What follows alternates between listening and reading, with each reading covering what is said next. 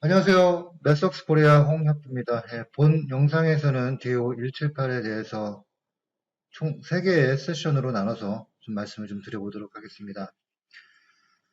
현재 에어로스페이스하고 디펜스 관련 산업계를 이끌고 있는 몇 가지 트렌드가 있습니다. 자, 몇 가지 트렌드, 키워드만 좀 말씀을 좀 드려보도록 하겠습니다.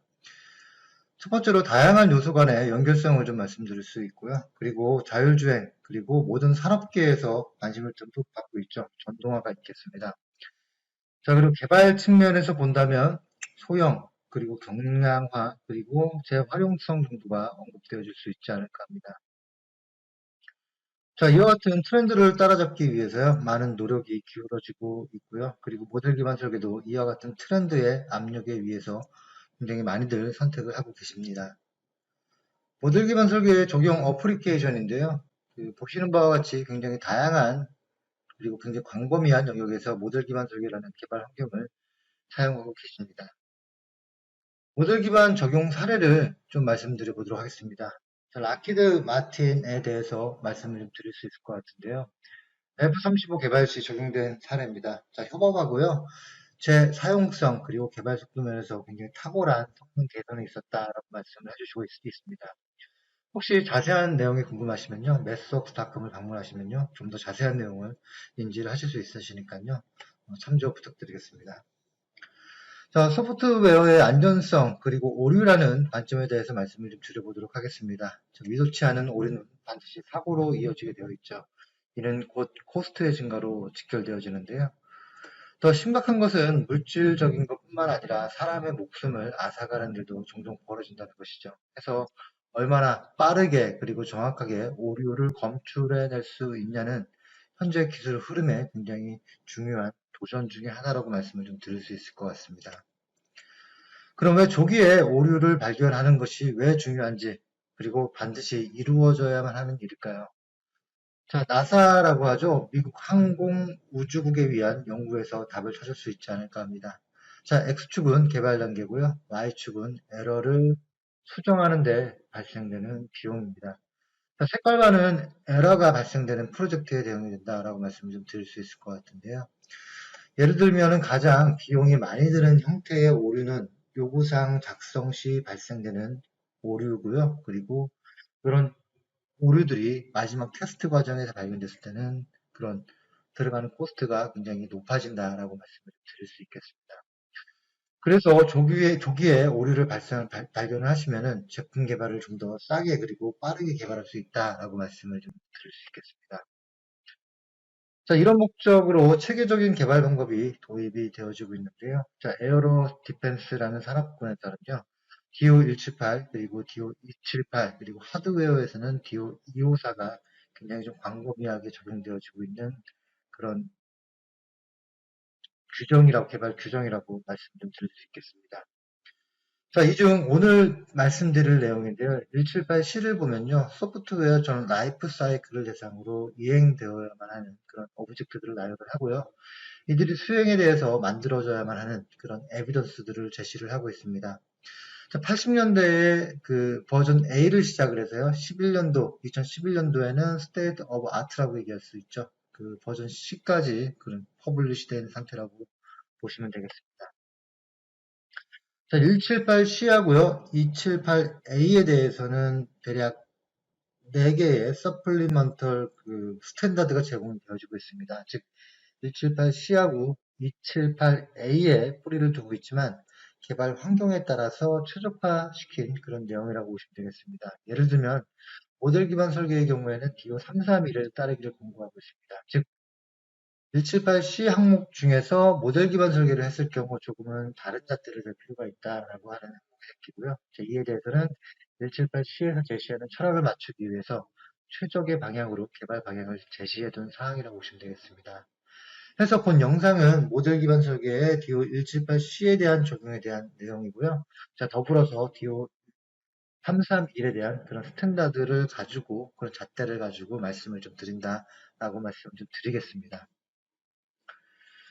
그럼 모델 기반 설계의 큰 그 워크플로우를 좀 말씀드려 보도록 하겠습니다. 모든 개발은 요구사항부터 시작을 하게 되죠. 이후 이와 같은 요구사항을 다양한 기법을 사용해서 디자인, 즉 설계를 하시게 됩니다.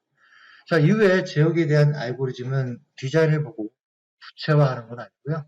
자, 디자인에서 C 또는 C++ 또는 VHDL, 쿠다와 같은 형태로 실행 가능한 형태로 자동으로 생성을 하게 됩니다.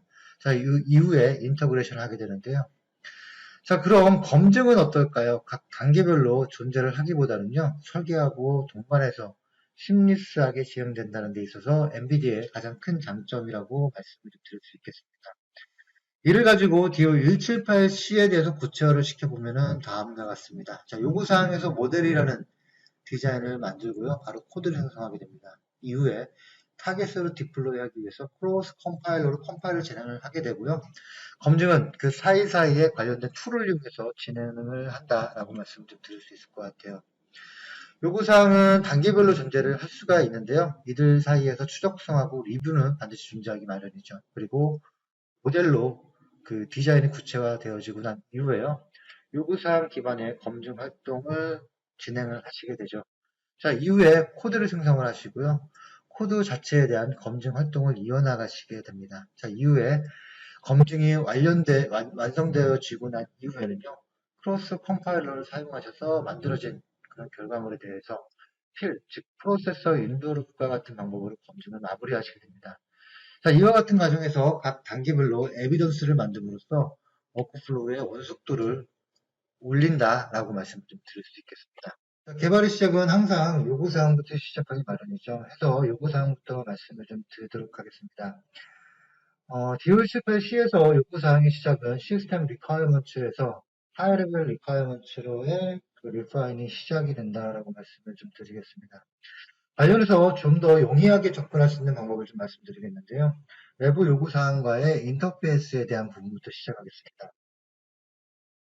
자, 일반적으로 요구사항은 시뮬링크 외부에서 관리되어지는 게 일반적이었습니다. 주로 워드, 엑셀, 도어즈가 주로 많이 사용이 되었죠. 근데 DO178C와 같은 스탠다드에서 요청하는 것은 그 요구사항이 어디에 반영이 되어져 있고, 그리고 어디에서 테스트가 되어졌냐에 대한 추적성을 요청을 하고 있습니다.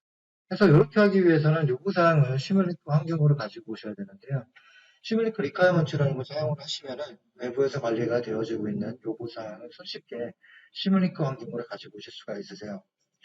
자, 이후에 시스템 리퀘어먼트를 하이 레벨 리퀘어먼트로 리파인 하실 필요가 있으시죠. 자, 이럴 경우에도 시스템 리퀘어먼트하고 그리고 재작성된 그리고 정의되어진 그런 하이 레벨 리퀘어먼트하고의 추적성뿐만 아니라 아키텍처 디자인 또는 테스트와의 추적성도 같이 확인하실 수가 있으십니다.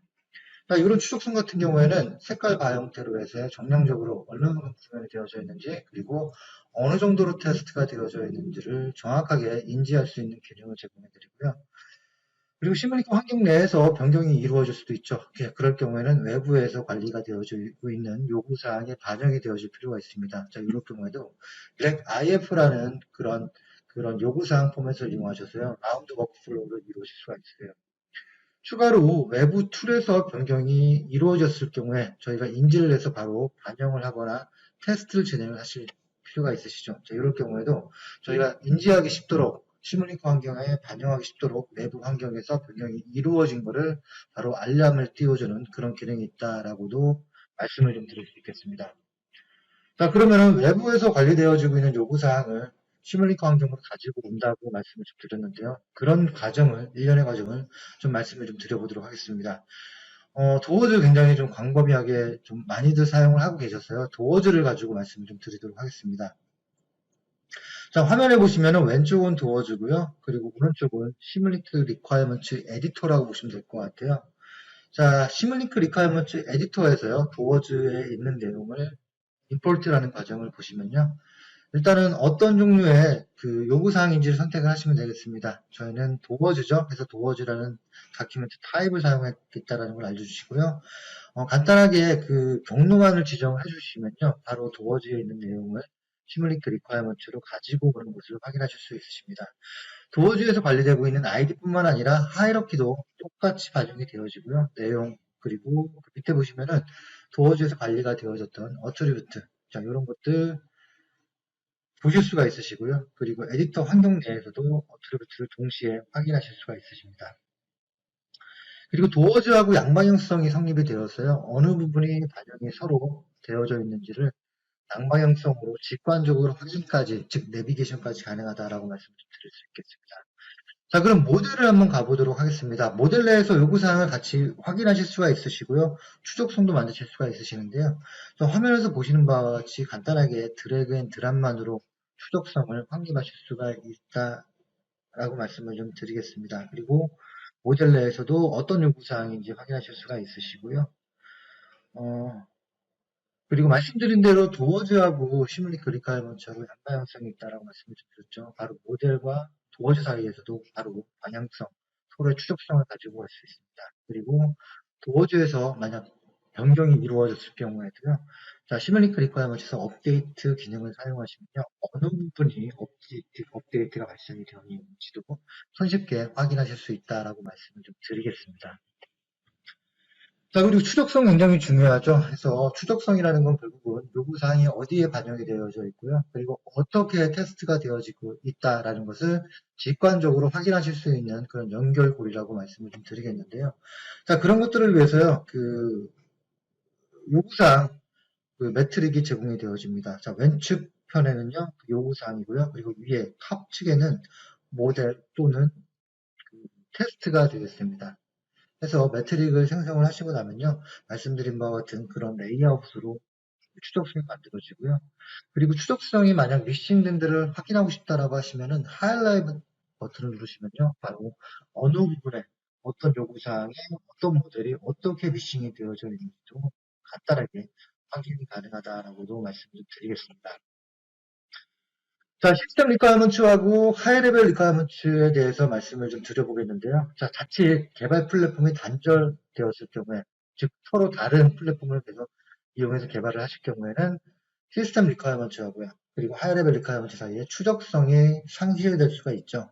하지만 요구사항 관리라는 측면에서 최상의 리퀘어먼트에서 최하위 결과물까지 심리스한 연결고리가 만들어져야 하기 때문에 자, DO에서 원하는 소프트웨어 라이프 사이클에 대한 전체에 대한 오브젝트를 성립하기 위해서는요, 반드시 위에 최상위 요구사항과 최밑에 그 다음 요구사항 간의 연결고리, 즉 다리는 완벽하게 성립이 되어줘야 한다라고 말씀드리겠습니다. 자, 이와 같은 시스템 요구사항하고요, 하이레벨 리퀘어먼트 사이의 관계 또한 시뮬리크 리퀘어먼트를 제공하는 재정의 링크 기능으로 해결하실 수가 있으십니다. 시스템 요구사항은 하이레벨 리퀘어먼트와 추적성을 만드실 수가 있으시고요. 그리고 시스템 요구사항에서 하이레벨 요구사항을 도출하시고요. 그 관계를 추적할 수 있는 링크를 만드심으로써 그 두 요구사항 사이의 도출 관계를 굉장히 명확하게 설명을 하실 수가 있으십니다. 자, 이와 같은 소프트웨어 요구사항을 완성하시고 난 이후에는요, 시스템 요구사항에 대한 반영이 잘 되어져 있는지, 그리고 요구사항에 대한 검증이 가능한지 테스터빌리티라고 하죠. 그리고 스탠다드에 대한 컴플라이언스, 그리고 알고리즘에 대해서 정확하게 반영되어져 있는지를 증명하는 그런 에비던스를, 즉 아티팩트들을 만드셔야 됩니다. 자, 소프트웨어 요구사항에 대한 검증은 일반적으로 체크리스트를 이용한 하이레벨 리퀘어먼트에 대한 리뷰를 통해서 완성이 되어지곤 하죠. 이를 위해서 저희 DO 퀄킷이라는 게 있습니다. DO 퀄리피케이션 킷인데요. 저희 DO 퀄리피케이션 킷에서는 관련된 템플릿을 제공을 해드려서요. 좀 더 쉬운 스타팅 포인트를 잡을 수 있도록 도움을 드리고 있습니다. 자, 이 시뮬링크에서 관리되어지고 있는 요구사항을 리포트 형태로 산출하실 필요가 있을 경우도 있으시죠. 자, 이 경우 요구사항과 추적성 정보를 가지고 있는 리포트를 시뮬링크 리퀘어먼트에서 바로 생성을 하실 수가 있으십니다. 자, 여기까지 해서 요구사항 관리하고요. 추적성에 대해서 말씀을 좀 드려봤습니다. 자, 이후에 로레벨 리퀘어먼트 작성인데요. 자, MPD에서는 이를 시뮬링크 또는 스테이트 플로우를 이용해서 만들게 됩니다. 다음 영상에서는요. 이와 같은 로레벨 리퀘어먼트 작성에 대한 이야기부터 시작을 해보도록 하겠습니다.